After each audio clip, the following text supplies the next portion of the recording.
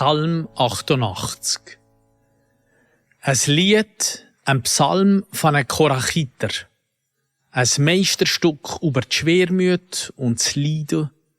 Ein Weisheitslied vom Esrachit Heman.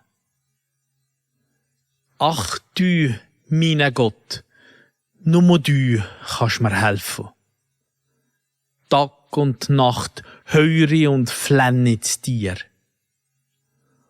Oh, wenn doch nur mein Bett oder weg zu dir finde. Kehrst du nicht, wenn ich an deine Port klopfe, so los mir doch. Ich habe so genug von meinem erbärmlichen Leiden. Die Seele mag fast nicht mehr. Ich bin am Rand vom Tod. Sie haben mich schon aufgegeben. So keine Kraft mehr habe ich. Ich kehre zu den Toten. Bin wie ein Erschlagener, der im Grab liegt. Hast mich dann vergessen, abgeschnitten von deiner Hand, was könnte helfen?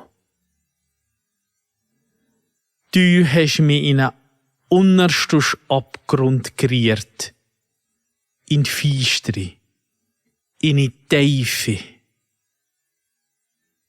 Deine Zoren liegen schwer auf mir.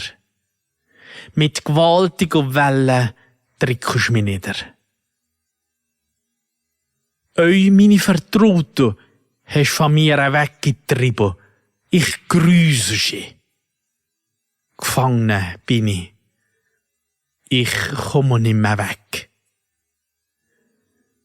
Mein Augenlicht schwachet von barem Kummer. Der ganze Tag höre ich zu dir, Gott. Ich strecke meine Hände aus nach dir.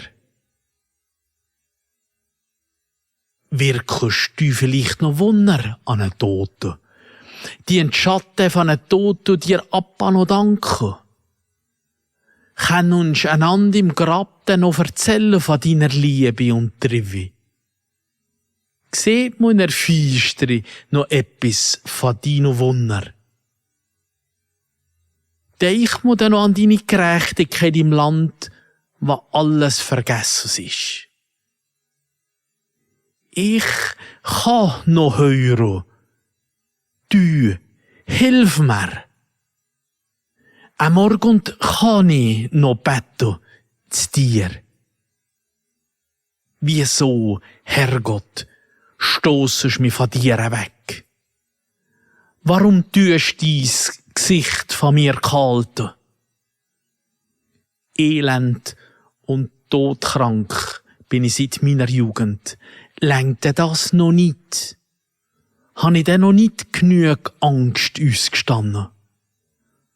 Warum fegt die Glut von deinem Zorn über mich weg?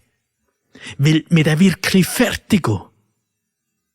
Der ganze Tag umspielt mit Misere wie ein Meer. Du hast es so weit gebrungen, dass ich niemand mehr habe. Keine Freundin, kein Nachbar. Meine Bekanntschaft ist nur noch Nacht.